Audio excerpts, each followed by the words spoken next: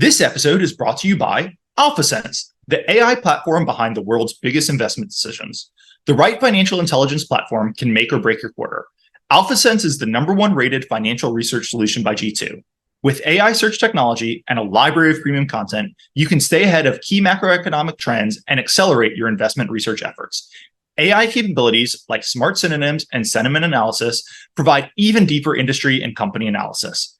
Alphasense gives you the tools you need to provide better analysis for you and your clients. As yet another value podcast listener, visit alpha-sense.com/FS today to beat FOMO and move faster than the market. That's alpha-sense.com/FS.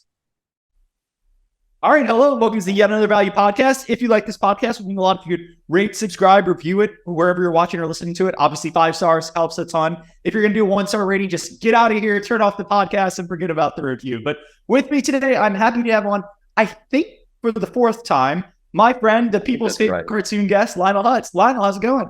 It's going great. Glad to be back. How are you doing? Doing great. Hey, before I get to anything, let me start with the disclaimer I always do. Nothing on this podcast is investing advice. That's always true. Maybe it's particularly true today because the situation we're going to talk about is pretty binary. It's a heavily legal situation. I am not a lawyer. Lionel is a cartoon lawyer, but people should just keep in mind the binary nature. This isn't investing advice. Please do your own research and consider that risk. Anyway, Lionel, we're having you on today for 2 reasons. A, you launched a paid Substack, Valorem right? Valorem, just the Valorem, yeah.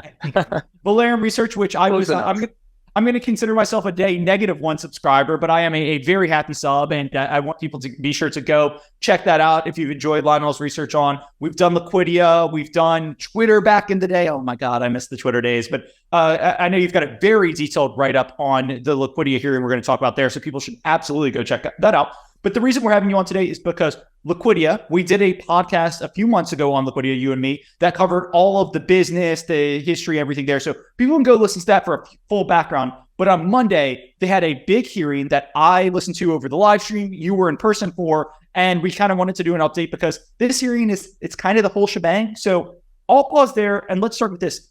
Lionel, the hearing on Monday. What was the hearing on Monday?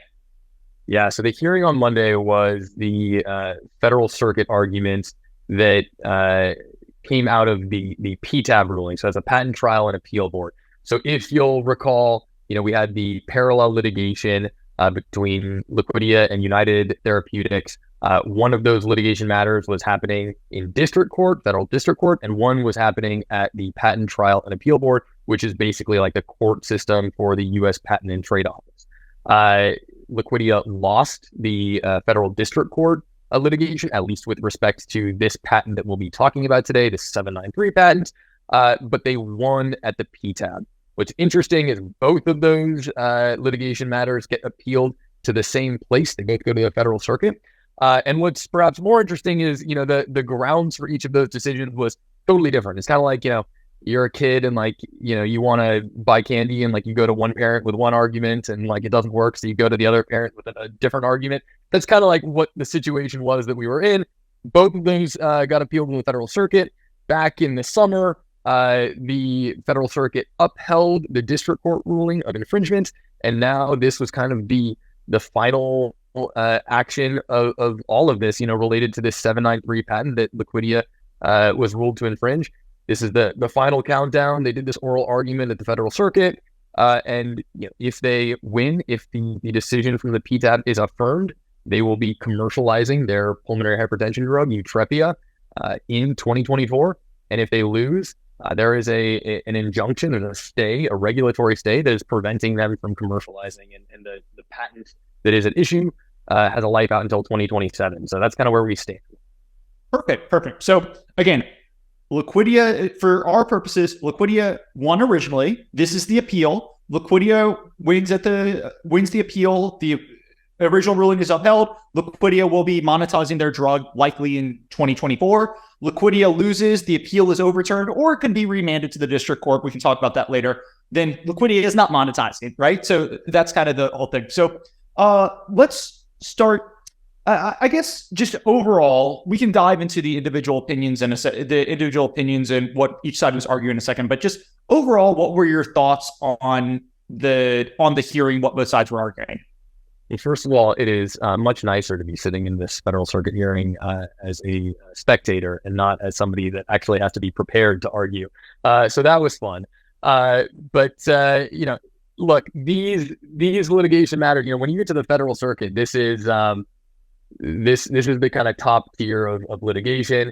These arguments are super condensed, so it's 15 minutes per side. And so I had written an article. It was the first article I published on Valorem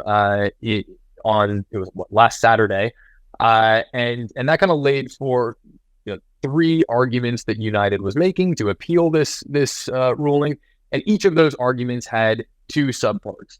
And so, as you can imagine, 15 minutes aside, you don't have a ton of time. You got to pick your best arguments and argue those. And so that's exactly what United did. They picked.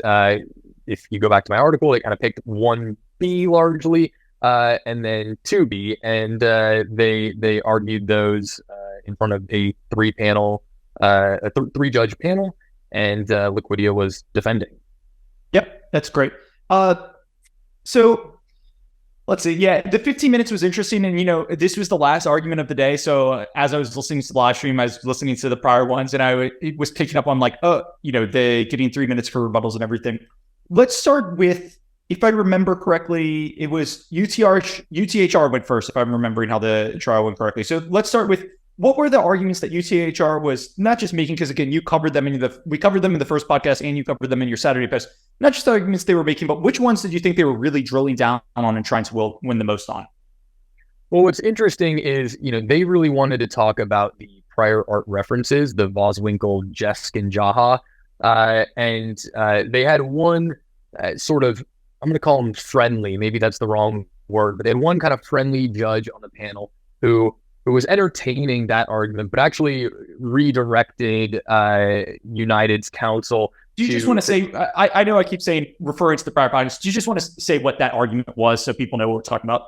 Yeah. So the first argument, 1B, is whether or not the Voswinkel, Jesk, and Jaha references constitute prior art, whether there's sufficient facts underlying this decision that the PTAB made that these prior art references, that these abstracts constitute prior art references, whether they were actually disclosed to the public. So it's all facts around, were these things actually given to members of the public? Was it presented? Did people of ordinary skill in the art have possession of this invention more than a year prior to United attempting to patent that invention? In other words, did they kind of waive this by way of disclosure?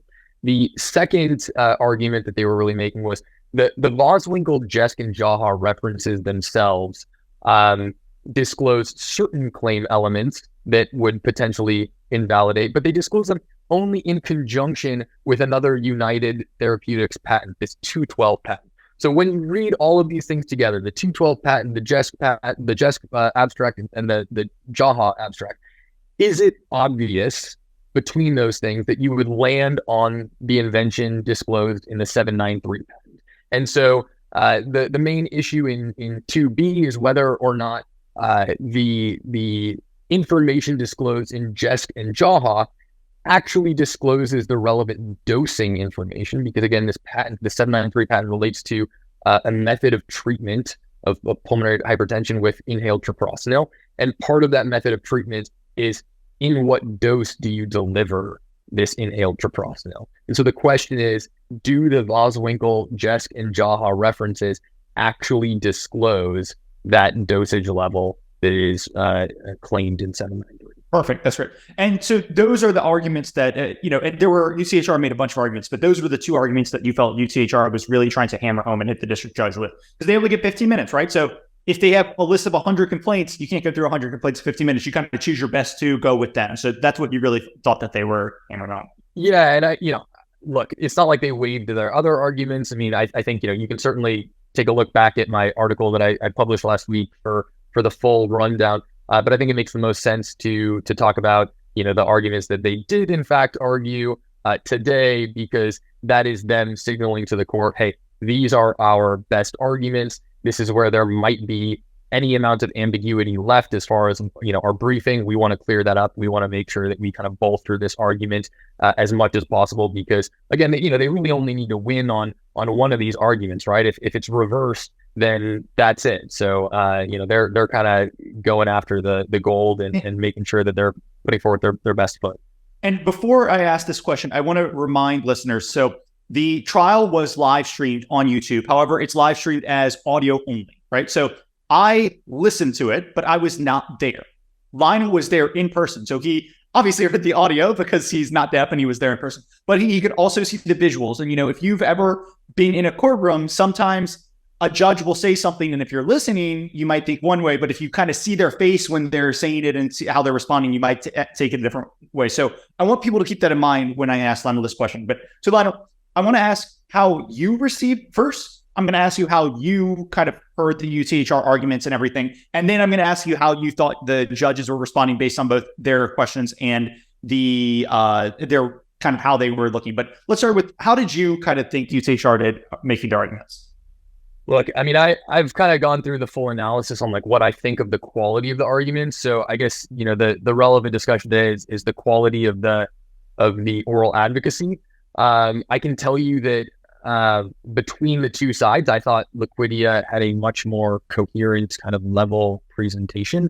If you go back to the audio when United's counsel is sitting down, Judge Lori, I believe, said, counsel, we'll give you 3 minutes for rebuttal, and perhaps when you come back up, you can stop yelling at us.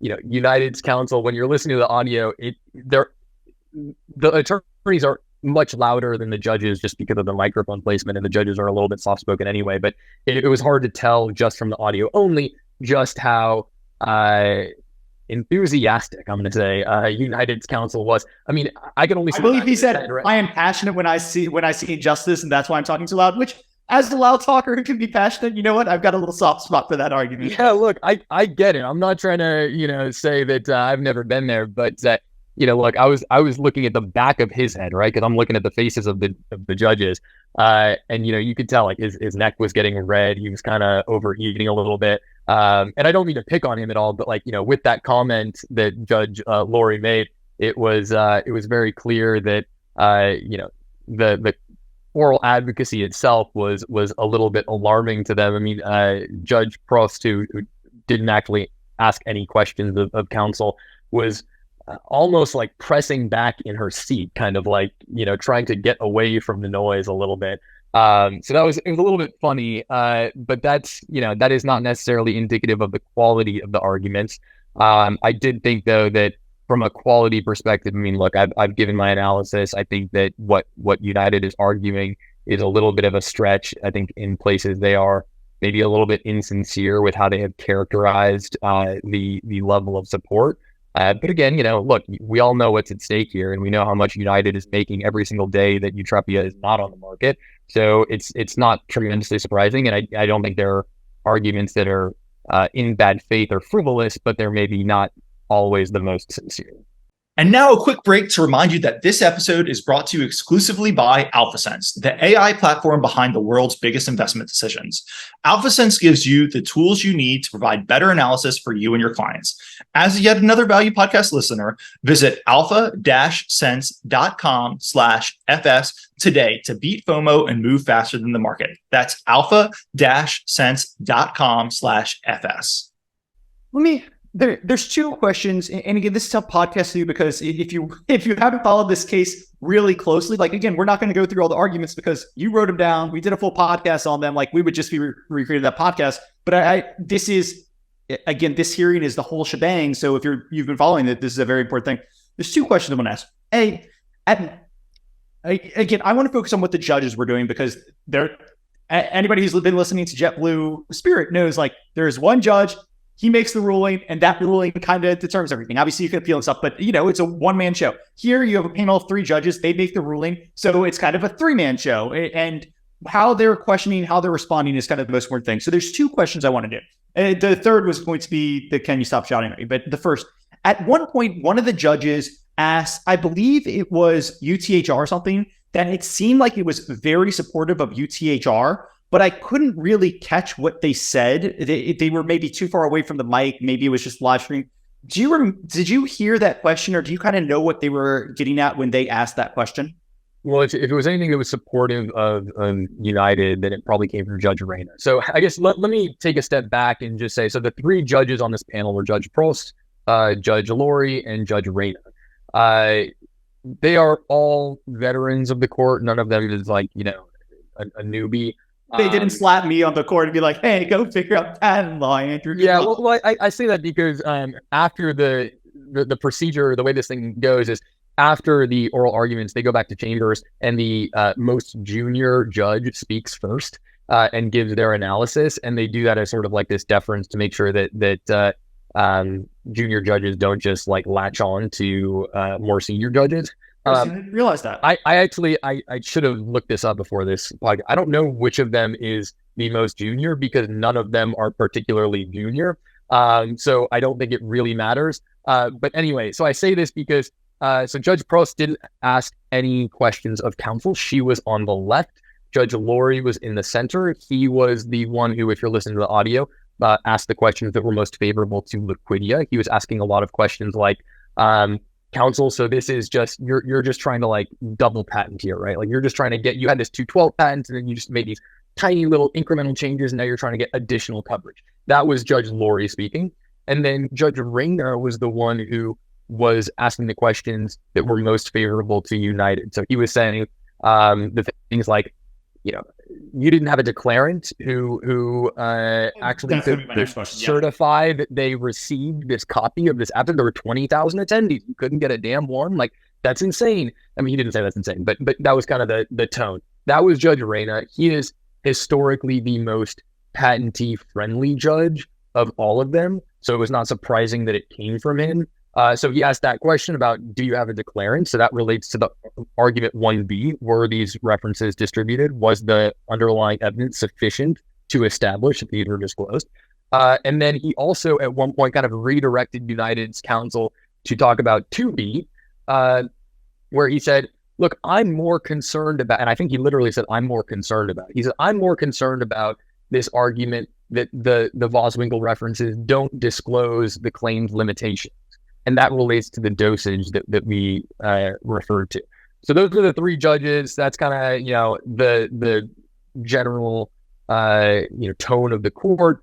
Prost and Laurie are not patentee unfriendly. In other words, unfriendly to United. But they're certainly less friendly to patentees than Reyna is. Reyna is kind of like, if you got a patent, if the USPTO gave you a patent, surely they must have done something right. Surely, you are entitled to some amount of monopoly coverage on, right to exclude in this field. So Reyna is the one that was largely favorable to. A few people who listened, obviously I talked to a lot of people who are around this case, said, hey, look, if you listen to the case and if you look at their histories, I think based on the questioning, it's clear that Laurie is probably going to rule in favor of Liquidia.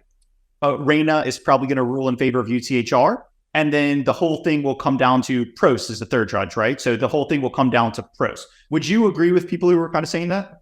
I think that's fair. I mean, so first of all, dissents at the federal circuit are kind of this like hot topic, contentious issue. So dissents are allowed. You wouldn't see a dissent in like a Rule 36 because a Rule 36 would just be, everyone saying, yep, we agree, rubber stamp it, move on. You can't, there are dissents.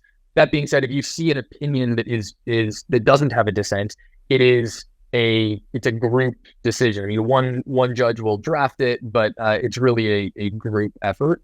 So it's not necessarily accurate to say, oh, this was a Judge Laurie decision or this was a Prost decision or whatever. But that characterization in terms of like the slant that Reyna is probably leaning more United, Laurie is leaning more Liquidia. And what makes it the most interesting is, Prost didn't ask any questions, right? So it's like, we didn't really get a ton from her in this hearing, although, we got a little bit of body language. And then, we do have her historical precedent to look at. And there's a little bit of, we can talk about, specific cases that she's, been involved in and where she's had dissenting opinions, where that it is actually her opinion. Because if it's not a dissent, if it's just her issuing the opinion, you don't really know did she just draft it, or are these mostly her original thoughts? So anyway, happy to go wherever you want from there. Let's focus on her for now. So I want to talk her body language, and I want to talk her historical things. But let me ask, before we even get to her body language, there were two cases heard before this. One of them was the one right before this was Google versus someone. I can't remember who, but I made a note in my things to ask you. I thought the Google lawyer in that case, he kind of sounded like Saul Goodman, which I thought was kind of funny. I don't know what he looked like. Just to me, he sounded like Saul Goodman. He didn't look like Saul Goodman. That is that's a named partner at was it Pecker Van Nest? It's I think Bob Van Nest. He is a seasoned litigator, truly seasoned in every sense of the word. The guy's a pro. And look, sounding like Saul Goodman, like, it's Saul Goodman, he can talk his way out of anything. It's not a bad thing to say. But anyway, the two trials before, the reason I was asking is Judge Reyna was the woman who's kind of the swing vote, if I laid that out correctly. Pros. She talked a lot during the prior two trials. That's mine. And then she didn't talk at all during the Liquidia thing. So I'm going to ask you about her in just a second, but I just want to ask, why didn't she talk a lot during the Liquidia and she was talking a lot during the other two? Did she have a more senior role in the other two cases, or was that just the way the cookie crumbles, I guess? So I'm speculating, but I will say I have seen other speculation that has said, maybe she just wasn't prepared. Maybe she just didn't have time to prep up. Knowing what I know about Judge Pros, that is wrong. I am confident that's wrong. She is always prepared. The very first case was this case. It was a whole issue around statutory standing or constitutional standing, and whether in Michigan or Texas. I remember. Wisconsin. It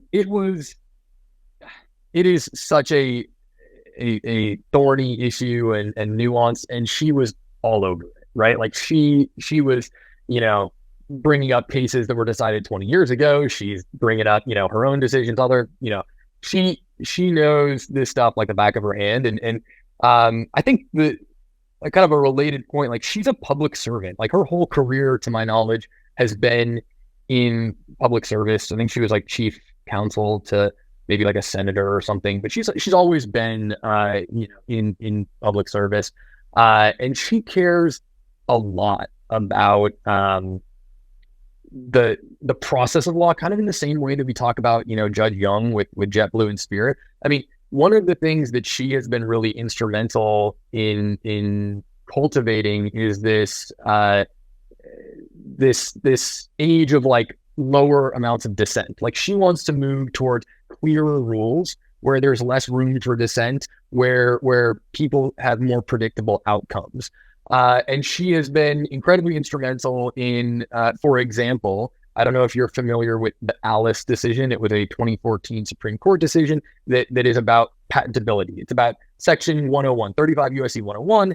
And, we can get into kind of like the case lineage and why that might matter here in terms of cases that came later. But she was instrumental in coming up with the framework that would later be blessed by the Supreme Court. It was a case that went up to the federal circuit.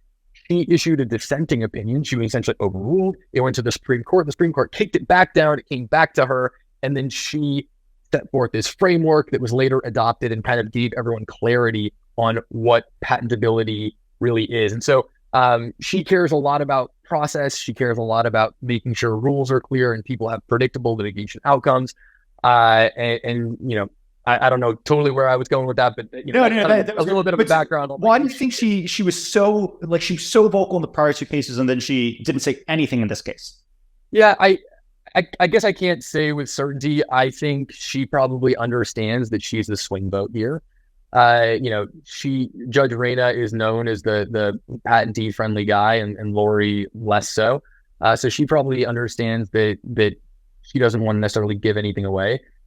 She's also probably just trying to listen. I think these arguments are not particularly complex to understand. They're complex in that the evidence is a little bit complex and the procedural history here is complex because we had this kind of like dual ruling from the PTAB and it's messy. And that's like why it was interesting to invest in from the first place, because it was just like such a poor hack job by the ALJs at the PTAB. But I think she understands that she's kind of the swing vote and she was just being respectful and trying to appreciate the full scale of both sides' arguments. What would you say her body language was? And did you pick up like, I've certainly seen it before, and it's not like I've spent crazy amounts of time in court, but where if somebody says something and you can almost see the look of hurt on a judge's face for like, oh, that was terrible, or, oh, that wasn't really, did you pick up on any body language or her responding to any commentary by either side? It was a little tough because she had like, I don't want to call it like a sour expression on her face, but like if there was any hint of anything, it was like a little bit of a sour expression. And she was kind of like pressing herself back in her seat a little bit when United's counsel was speaking, just because he really was like shouting at the judges. And so the problem with picking out signal from that noise is that was going on the entire time, right? She was, so you're trying to pick up like, oh, did she appreciate this argument or not? Was she thinking she was going to be critical of this? And because she was, I think, so taken aback by just the volume in the room, it was a little bit hard to get noise or signal out of all of that noise, but that literal noise. But I think, my impression was that Liquidia's counsel simply did a better job arguing their case. And I think they have a bit more of a straightforward case. They did do one thing, which I thought was surprising, which was they stated that these abstracts in evidence were in fact the abstract books. And we can talk about that argument and why that's kind of a new thing and a little bit surprising to me. But on the whole, Liquidia's argument is fairly straightforward. It's fairly simple. And of course, they have the benefit of the burden of proof here, that they have the lower court ruling. And so we're reviewing these decisions for substantial evidence larger. There's arguments they make that are reviewed de novo, but these two things, 1A and 1B or 1B and 2B, are substantial evidence standards. We can talk the books in a second, but I think this would be the part where anyone be like, didn't listen or is trying to catch up. This would probably be the question. And as a non-seasoned court listener, this was the question I had. The judge who I would say was more in favor of UTHR, I can't remember which one, Reina, I believe. Lori, yeah. At one point during the Liquidia brief said, hey, and you started to allude to it, said, hey, Liquidia, look, basically your argument is in 2004, the UTHR head researcher went to a conference and presented all of these findings. And then, 15 months later, they tried to patent these findings. And because they presented and did an abstract at this conference, and they did it more than a year prior to the patent is invalid. It was already common knowledge at that point. And the conference was 20,000 people. It was doctors. It was people, people of subject matter expertise, or I can't remember what it is. People of ordinary skill. Ordinary skill. There you go. Yeah. It was 20,000 people of ordinary skill. So that validates it. And, Liquidia's got the journals and the libraries. And my favorite line from the original thing was, UTHR hired an expert and the expert's very ceased, but you, sir, are no librarian, which just sticks in my mind all the time. But anyway, the judge who's most friendly to UTHR asked Liquidia and said, hey, look, you've got all this evidence. You're pointing to abstracts. You're pointing to library articles. That's great. There were 20,000 people at a conference, and you don't have a single person who is willing to declare that they were at this conference and that they received this abstract. Because if you had one person who could declare that, clearly this was done more than a year before the patent. Instead, you kind of backdoor all these ways. You say this library has on file that they had this reference, and this library has a screenshot of this reference, but you just don't have a single person who can say, I was there, I got it. 20,000 people. And I think they kind of said, come on, how does that even fall into like reasonableness? So I want to ask you, what did you take away from that question? And what was Liquidia's response? Well, you did a great job of summarizing it. I think the takeaway, so that came from Judge Reina, who is, patentee friendly. And one of the things that he said when Liquidia's first response, Liquidia's counsel said, well, a declaration isn't necessary. And he was about to continue. And Judge Reina said, well, I know it's not necessary. You're right about that. But that is a tension. And that's the exact quote. He said, there is a tension. And what he's referring to is kind of a tension in the case law, where there is currently case law that says circumstantial evidence of dissemination is sufficient. But the tension is like, at what level is it sufficient? And there's not perfect clarity. The case that sort of set forth this whole idea that circumstantial evidence could work is a case called Inri Klopfenstein. It was, I think, about a case where, there was like a publication that was in a German library and it was like only in German, and it's like, all right, well, it's publicly accessible, but like not the people in the US and it's in German. So like, does this really count? And so anyway, the decision is all about like what really counts as evidence of public dissemination. And it's important to note that, Liquidia is absolutely right. You don't need a declarant. The problem is, the case law that we have where they've said you don't need to declare are typically smaller conferences. And so, Judge Rayner was like, geez, we've got 20,000 people here. Like, that's so many people. But this is where, it's worth kind of getting a little bit deep into some of the case law, because we don't have a case that's perfectly on point in the federal circuit. But there actually is a case that's pretty darn on point that came out of the District of Delaware. And the case that came out of the District of Delaware said, where there are these indicia of dissemination, where the abstract has things like, the room in which the presentation was going on, and it's got, a date and time so that people can show up to the conference and all these other things. That is sufficient to constitute evidence of dissemination, and it does not need to be corroborated by any declaration. And in fact, the case that United cites, this Norian case in their briefing that says, that they say supports their idea that not having a declarant is not substantial evidence.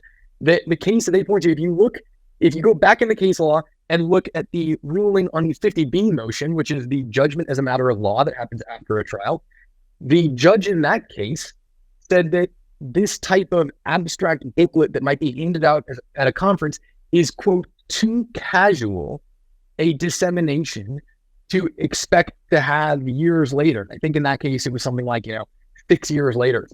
We're talking about almost 20 years later. This was a 2004 conference. So yes, it's 20,000 people, but are you telling me that you would hang on to a piece of paper, that just contained abstracts and didn't even contain the full journal articles? You're going to this conference, you're an expert in the art. You're like, I'm a doctor. If I really care about any of these presentations, I already subscribe to the journal, the American Heart Association. I'm getting the full thing in a month. I'm getting, all the details later. I can go talk to this presenter who's a doctor. I can go do all these things. This is the age of the internet now. I can probably look it up later. Like, are you really going to hang on to a piece of paper for 20 years? And the pushback on that is, well, you could have gotten a declarant to just say they did receive it. You don't actually need to produce it. You could have gotten a declarant to say, yes, I remember receiving it. But even that, is tough to remember 20 years later. And again, the case law would say that it's not necessary to corroborate. Now, my caveat with all of that is that the District of Delaware is not binding on the federal circuit. Typically, you only cite federal circuit case law in front of the federal circuit. But not all district court case law is created equal. And you have to look at which district courts are actually hearing patent cases. And among the patent hearing courts out there, District of Delaware is at the top. It's District of Delaware, and then I would probably say Eastern District of Texas and Northern District of California, and maybe then Northern District of Illinois. But the important thing is, at the top is the District of Delaware. And when we remember that we're reviewing all of this for substantial evidence, and the substantial evidence standard means that a reasonable person might have come to the conclusion that the lower court came to. Not that they would have come to the same conclusion as the lower court, that they might have. That will suffice. That will meet the standard. Well, I think the District of Delaware is pretty damn reasonable, particularly the judge that presided over that case that I mentioned. She was, a patent expert, wrote all sorts of patent rules. I mean, it's hard to say that that's not a reasonable judicial opinion to kind of maybe not set precedent, but at least instruct and inform what the precedent might be here. Can I just that was a great summary. Can I ask just one more question? So you mentioned, look, this thing is 20 years ago. And I do think if you ever listen to the podcast Serial, they have this great hook for the first season where they're like, hey, can you tell us what you did last Thursday? And nobody can remember, right? I can't remember what I did last Thursday. And they say, okay, now try and tell us what you did 4 weeks ago. And they say, hey, this kid couldn't remember what his school day was. Very interesting. But I do think about that where, you go to a doctor and you say, hey, can you remember this conference 20 years ago? if you got this presentation. And if I were talking about what the fuck, but I do see something too. It's 20,000 people. And, I think about, I've got a few friends who love baseball and, they clip every box score and something. And so I've got a few friends, like my wife, actually, she still has a lot of her OT notes from college and grad school. And I'm always like, hey, do you need those? We haven't opened the box that they're in 5 years and they're taking up a lot of space. She's like, yes, I need those. Yes, we can't throw them away. They're very valuable. And I'm like, okay, and with 20,000 people, like there has to be one doctor there who like is kind of, retentive like that. But remember, we're litigating this years later. You're going to have to go back and interview people that were there and say, hey, I know you were there. Can you tell me who your most anal retentive colleague was who was also there? Who was the most pedantic, nitpicky, son of a gun that was in that conference? And can you put me in contact with him so that he can sign a declaration, which is perjury if it's not true? That's what I was going to ask. Like that, how can you get somebody, because it's perjury? Like, is there any incentive for a doctor? Too high. If I'm a doctor, I mean, you hear these stories about doctors. Somebody's like, choking on a plane, and they're like, not my problem. Like, I could lose my license. Like most people help, but like whatever. You hear these stories. You think a doctor is going to like put their license at risk by way of perjuring themselves in a case that has nothing to do with them? They have no stake in this case. Why? The cost is huge. The potential risk is huge, and the benefit is zero. Can I ask you two follow-up questions? It's also important to remember this is in 2004, so this is like right before things really start hitting the digital age, right? So if this same situation happened today, right, and we're litigating it 5 years from now, my two questions would be, first, let's say it happened today and we're litigating it a year from now for some reason. I don't think patents would work, but would it be more reasonable for a judge to say, hey, we're in court in 2024, the trial happened in 2023, find me one doctor who would certify this? Or even there, would the standard kind of be using the abstract is fine? So I guess my kind of pushback would be, I think because everything is so digitized, there would probably just be better records of the decision. That was going to be my second question. Today, is everything so digitized, we wouldn't have this problem? I just don't imagine that. Like all these types of issues of like publication and storing some abstract, some crazy library out in the middle of nowhere. Like, those are kind of old school issues, and I suspect we'll see a lot less of them in the future. I'm laughing because just in my list of questions, the next thing I had written was, "Can you stop shouting at me?" Which we've already done, but I was just about to say, "Can you stop shouting at me?" I can stop shouting at you. I get excited about this stuff too. I'm probably been shouting at you. Well, so. But I want to wrap this up by talking next steps and then overall thoughts, but let's do this. First, again, there was a lot, I thought Liquidia did a good job. There were a few questions where they said, hey, why couldn't you produce this? And the Liquidia expert was really on top of it. Said, actually, we did produce that. Refers to like Appendix 2738B, Part 82 or something I thought was intriguing. But was there any points that either side made that you were particularly impressed by or particularly like kind of you struck a chord with you? Well, I think that argument in particular, that was the first time that Liquidia has actually stated that some of the versions of the abstracts in the record were these, quote, abstract books. And the reason we can talk about, my kind of assessment of remand and why that might be a risk, but like that is the first time that they have used that description, that these are abstract books in all of the briefing. And in fact, in the PTAB's final written decision, they say things like, these were abstracts published in the the respective journals, the Jesk and Jaha journals, and presented at this conference. But they say these abstracts were the one published in these journals, and so they don't actually say these are the abstract booklets that were actually handed out to attendees. Now, there's some of this circumstantial evidence, like, they refer to these rings and there's an advertisement for a drug in one of them. So it's like, why, this is the type of stuff that goes into like a publication that actually gets distributed to people at a conference who might be, the ones who are like, oh, I'm going to prescribe, whatever it is, when my patient comes in next with this issue. I mean, there's circumstantial evidence, but it was the first time that Liquidia actually stated these are the abstract books, which diverged a little bit from what they've said previously, and that's what makes me a little bit nervous. They're not wrong, and I think the circumstantial evidence supports it. But the problem is the PTAB's final written decision doesn't confirm that. And so my concern is that the Federal Circuit might send this thing back down for clarification as to whether or not this was an abstract book. And, they could also do it on the 2B argument, but that one in particular makes me a little nervous. this. That brings us nicely to my next question. So just as we start to wrap this up, I believe the next steps are, right? I think there are 4 paths this could go. You could get Rule 36, which I think is and you just correct, I'll ramble and then you just correct everything I say wrong. Rule 36, it could come any day and the judges would just say, Liquidia wins, great. There could be an affirmance, which would likely come in the next 2 months, call it, which would be the judges saying Liquidia wins, affirm the patent board trial.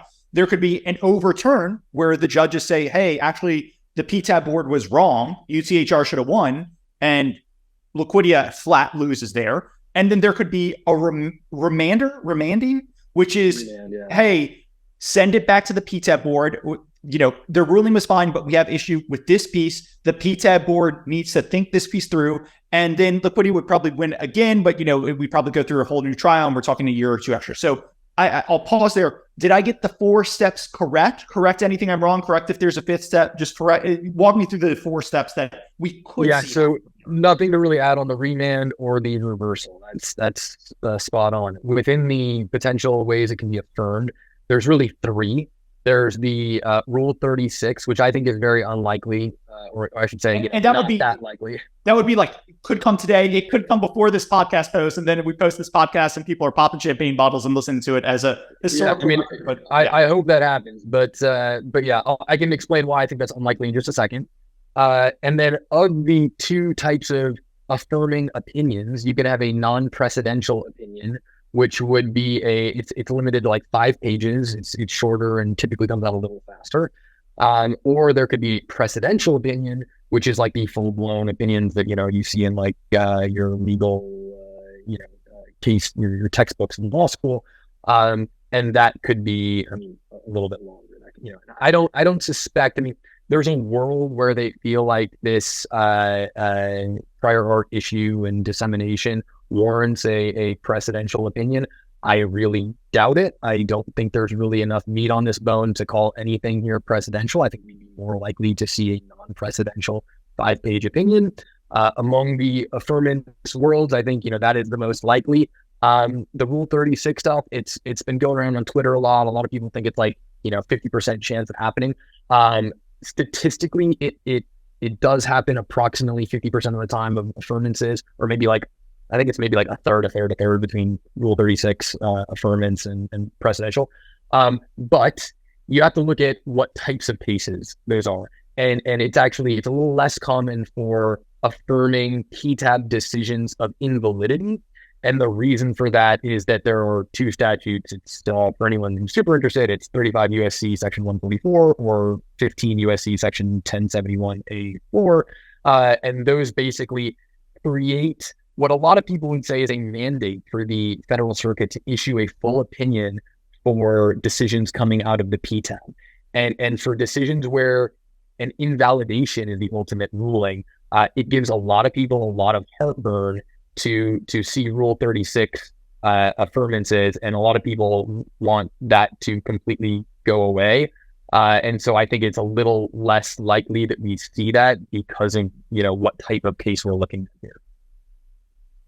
So that was great. So affirmance, reversal, or remanding. If we see a remanding, so sending this back to the PTAB court, what do you think the most likely issue is? We would see the judges say, hey, PTAB, we just need you to lay out your work a little further on this issue, so we're remanding it. Yeah, I think they might say, hey, we need you to decide, are these abstracts that are in the record, are these in fact the abstract books? Show your work, either say they are the abstract books or say they are not the abstract books, but there is sufficient circumstantial evidence to justify your decision. If you recall back the very first podcast that you and I did, I think I said something like the ground that they laid forth, they said, Liquidia makes this argument that these prior art references are in libraries, but that's not all they do. And then they go to the next thing, and they didn't really say well, but what about that first argument? Is it good enough? Is it? And that's why we were interested in this in the first place, is because, there was this ambiguity here. And unfortunately, when they asked when United asked the presidential opinion panel to review this, and they kicked it back, and, the final written decision was reissued, they really didn't correct everything. They corrected this research aid argument, but they didn't correct these other things or didn't elaborate. So it just, it's unfortunate. But at the same time, these judges at the PTAB are ALJs, administrative law judges. They are not professional judges. These are like academics or practitioners. And I think the Federal Circuit, largely knows that and largely wants to defer to the PTAB because, this is the agency that granted the patent. If that agency wants to take it away, it should kind of be their decision. If that's great, and we'll get into odds in a second, but if this is reversed, right? So UTHR wins, the patent is upheld. What do you think the most likely route it would get reversed on, right? Because you could reverse on any of the multiple different issues, but what issue do you think would be most likely? Yeah, I think it's this 2B argument of dosing. I think it's really unlikely. I mean, my odds, I think, I find it less likely that we get a reversal and more likely that we get a remand approximately in kind of commensurate scope. So like my negative outcomes for Liquidia, I think percentage-wise are approximately the same, but just, comprise the different, constituents between remand and reversal. But, there's a world where they say, look, this testimony from Doctors Gonda and Hill was insufficient to establish that the Voswinkel reference, in which disclosed concentrations of this active ingredient, that doesn't actually tell you how much of the medication was delivered into the lungs of a patient. And so it would not have been obvious to somebody of skill in the art seeing a concentration of whatever it was, 16 micrograms per milliliter or whatever. It wouldn't have been obvious to somebody looking at that to say, hey, we know what the ultimate absolute value of dosages would be that the 793 is now claiming. So we have to reverse because, in fact, you fail the 103 test. You fail obvious. It's not obvious to a person's ordinary skill in the art. And Drs. Gonda and Dr. Hill, their statements are a little bit conclusory. I mean, they kind of say, hey, we're doctors, we know about this stuff, but they're not like, I don't know, fluidics engineers or whatever, right? So it's like, you do hope your doctor knows how much of an active ingredient is actually getting delivered into your lungs, but at the same time, like, they're not the guys who are, inventing inhalers. And so there's a little bit of a question, there's a little bit of a tension as to like, are these guys really the right people to testify that they know what quantity of this stuff gets delivered in your lungs? And now a quick break to remind you that this episode is brought to you exclusively by Alphasense, the AI platform behind the world's biggest investment decisions. Alphasense gives you the tools you need to provide better analysis for you and your clients. As yet another value podcast listener, visit alpha-sense.com/FS today to beat FOMO and move faster than the market. That's alpha-sense.com/FS. Would I be wrong? And it's really hard for a non-lawyer who doesn't have tons of patent familiar. Like, these trials go fast, right? It's 15 minutes each side. They're racing through it. But would I be wrong when I told you, hey, I think both Liquidia and UTHR focus more on the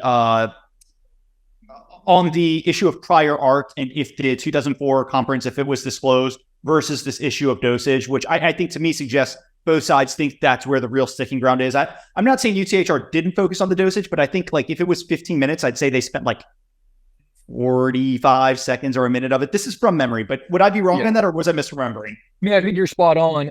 And Judge Reyna kind of led United's counsel to that 2B dosing argument because I think he was like, I've heard enough. I kind of get it. But certainly United's counsel, had he been left to his own devices, I think would have probably talked about that issue for, 6 or 7 minutes. So like, I think it was that, significant to him. But for Judge Reyna, we got a lot longer. Perfect. Last question. Let's talk odds. We're, again, not financial advice. I am not a lawyer, but just, if I gave you 3 routes and the 3 routes are affirmed in some way, shape or form, reversed or remanded, what would you just kind of lay out the rough odds here on? Yeah, I mean, I kind of wrote it in my article, and they're ballpark, so I'll use ballpark numbers that may or may not be exactly identical. But I'd say 80-85% chance of affirming. I do think Judge Prost is largely kind of in support of the Liquidia position. I would put the remand odds at maybe 10-ish%. 1 out of every 10 of these decisions might get kicked back down. And then, I don't know, 5-10% tops, whatever's left for a reversal. I think the reversal is the least likely. And I know you had done this work previously. What is the base rate? Like if I ignored this as Liquidia versus UTHR, I just said, hey, there was a decision at the PTAB. It's up at the court. What are the base rates of affirmal, reversal, and remanding? Yeah, I wish what I said was vastly different than what I'm about to say, so that I sounded smarter. But the affirming the rate at which cases are affirmed out of the PTAB, these invalidity rulings, is about 85%. Okay, so I think it's about as good of odds as you kind of typically get here. Well, you could get better, right? Because I guess the court. I'm saying it's in line with averages. Yeah, I guess the court could have rejected a bunch of appeals, right? Just been like, there's no grounds for appeals, reject, or this is stupid. But yeah, it's just a little surprising to me because having talked to you court watchers, I feel like people are telling me, and again, I am not a lawyer. I think this is a good case, having read it on my own, but I am not a lawyer. But I feel like a lot of the people I've talked to and just listened to feel like this is a better than average appeal case. So I'm just surprised that you're kind of with the base rates, but the base rates are very high already. So. Yeah, I think I was, higher than base rate historically. I think, there's just this chance that like United has like created enough confusion to warrant a remand. I don't think they have a strong case. I think, if I'm, truly being intellectually honest, it probably is a better than average case. But I think just because of the insufficiency, I think Liquidia has a good case. I think it has a better than average case. But the ALJs, the panel they got at the PTAB, were worse than average ALJs. And I think that's where the tension really comes from. And again, it's why it made it interesting, because you're like, man, they've got this great case and there's this huge potential spread on what I can make here. But, ALJs, they're not professional judges. And you kind of, play the hand you're dealt. Lionel, I thought we were going to have a quick 30-minute update pod. I was like, man, but here we are. It was a 30-minute hearing and we just filmed an hour-long podcast breaking it down. I feel like I could continue talking too. There's so much here, but I know. Yeah. I love listening to the Binge Mode podcast. They break down like Marvel TV shows, and they'll do a Marvel TV show that's 40 minutes and they'll do a 2.5-hour-long podcast on it. I feel like we just did that. But look, I appreciate you coming on. Again, I'm going to pitch Valorem. I was a day -1 subscriber. I think it's going to be great. I'm really excited for you to really focus on the special situation research. I can't wait. And I am excited because sometime in the next week, JetBlue and the government will file their post-closing trial briefs. And you and I are going to do an emergency podcast within 24 hours or so. So Lionel, brush up on your Baker Hughes precedent. Brush ups on step 1, 2, and 3. We're going to break everything down. I'm excited for that. I think that's going to be a screamer, but appreciate it. Everybody should go give Valorem a look, and looking forward to talk to you next week. Thank you so much. Great. A quick disclaimer. Nothing on this podcast should be considered investment advice. Guests or the hosts may have positions in any of the stocks mentioned during this podcast. Please do your own work and consult a financial advisor. Thanks.